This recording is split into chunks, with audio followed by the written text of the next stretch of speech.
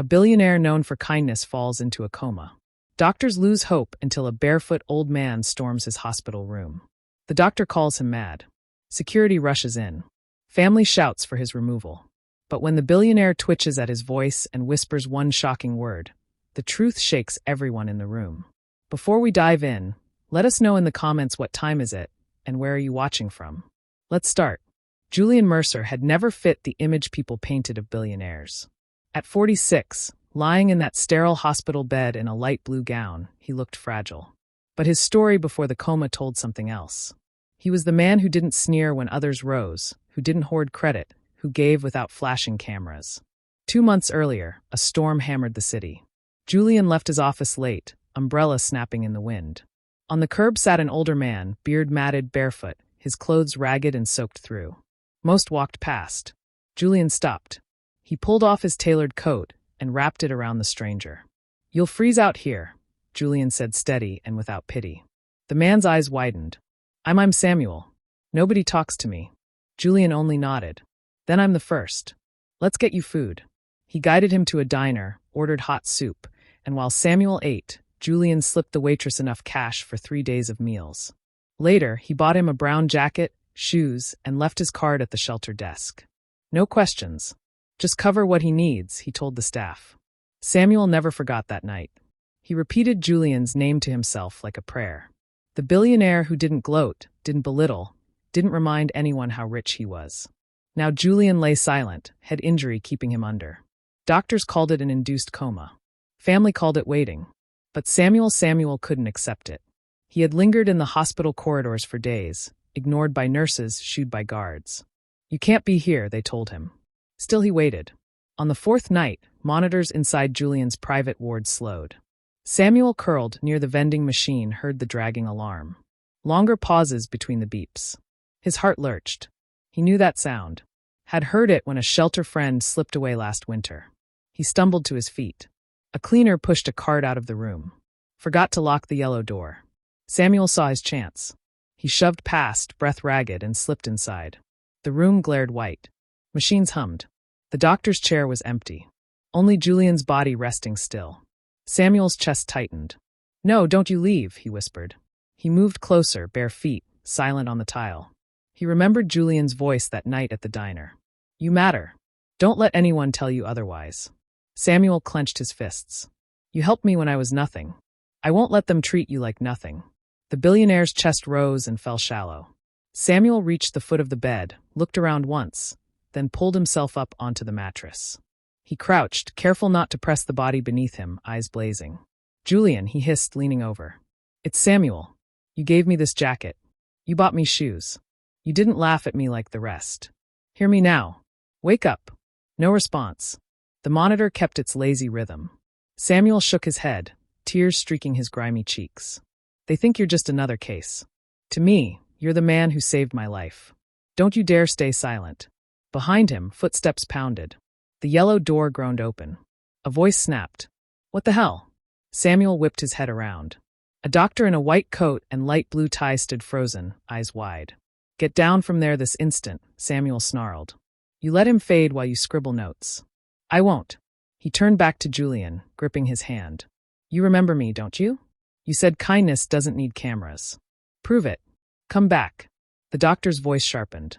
"Security now." But Samuel bent lower, forehead almost touching Julian's.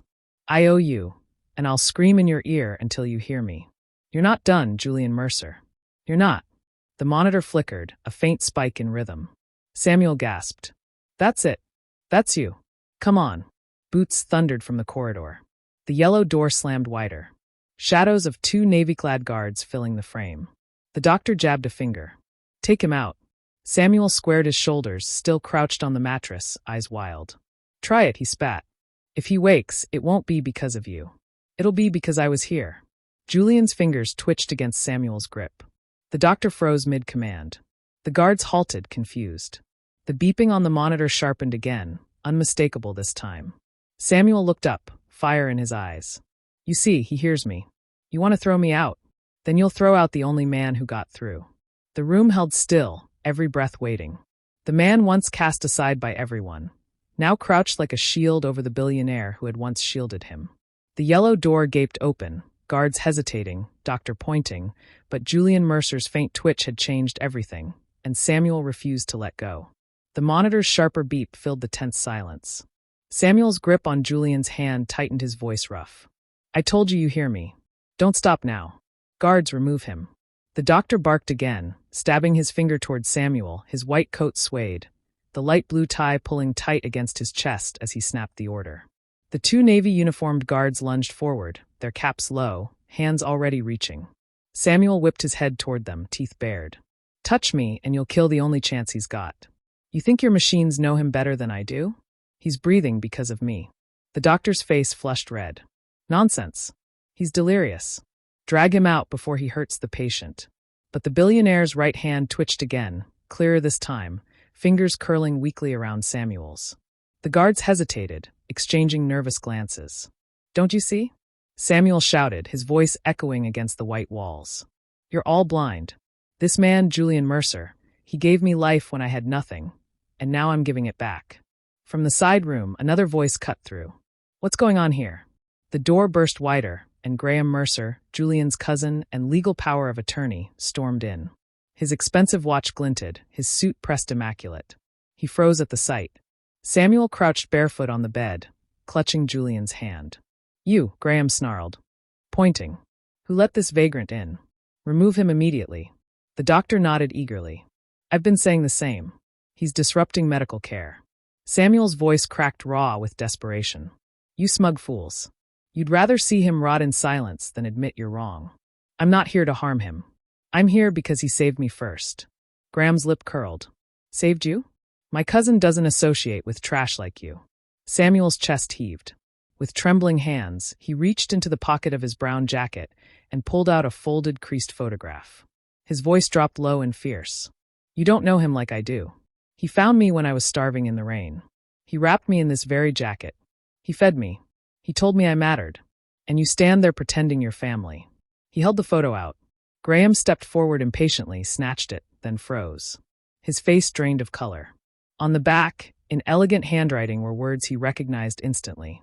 Julian's late mother's hand, for Samuel. "Thank you for watching over my boy." The guards glanced at each other, uncertain. The doctor frowned. "What is this supposed to prove?" Samuel's eyes burned. "It proves I've been here longer than you think. His mother trusted me. Julian remembered me. That's why he helped me even when he had no reason to. And now he's fighting to answer me." As if on cue, Julian's chest hitched, a strained sound leaving his lips. Barely a whisper, but clear enough. "Sam." The room froze. The doctor's eyes widened. Graham staggered back, staring at the bed in disbelief. Samuel leaned closer, tears streaking through the grime on his face. "Yes, Julian, it's me. I'm right here. Hold on. Don't you dare let go now." The monitor spiked again. Short bursts faster than before. The doctor rushed forward, stethoscope pressed to Julian's chest, eyes darting to the screen. He's responding.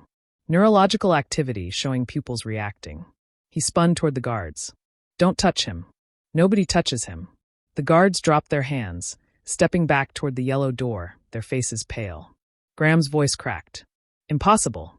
He hasn't made a sound in weeks." The doctor shook his head. "Not impossible. Familiar voice stimulation.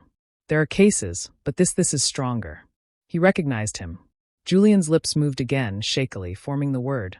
"Father!" Gasps filled the room. The guard stiffened. The doctor froze mid-breath, and Graham staggered like he'd been struck. What did he say?" Samuel's own breath caught. He clutched Julian's hand tighter, trembling. "You heard him. He knows. I was too much of a coward to claim it years ago. But he knows now. I'm his father." The doctor backed up a step, staring at Samuel, then at Graham. The disbelief was almost painful to watch. "You're lying." Graham exploded. Julian would never. But Julian's weak grip tugged again, his eyes flickering open for a heartbeat. He whispered, "Horse! Dad!" The word shattered the room. The cousin's protests died in his throat. The guards lowered their eyes. Even the doctor's shoulders slumped, humbled by what science couldn't deny. Samuel bowed his head, tears dripping onto the billionaire's hand. "I failed you once, Julian. I walked away when I should have fought for you, but you never gave up on me. Not even when you didn't have to." Julian's breathing steadied, the monitor's rhythm strong and sharp now. The doctor barked quick orders to the nurse rushing in. Adjust sedation. Prep neuro team notify ICU lead. But his eyes kept flicking to Samuel as if silently admitting the truth. Without him, the patient may never have stirred. Graham stood frozen by the curtain, his authority crumbling. For once, words failed him. Samuel leaned closer, whispering rough but steady, "Rest, son. I'm here now. I won't leave you again." And for the first time in weeks, the billionaire's face softened because the man everyone called homeless, mad, and intruder was the one who finally brought him back. What would you do if the world tried to silence the only voice that could save you? This story reminds us that kindness never dies. It comes back when you least expect it. If this moved you, hit like, share with someone who needs hope, and subscribe for more powerful true-to-life stories.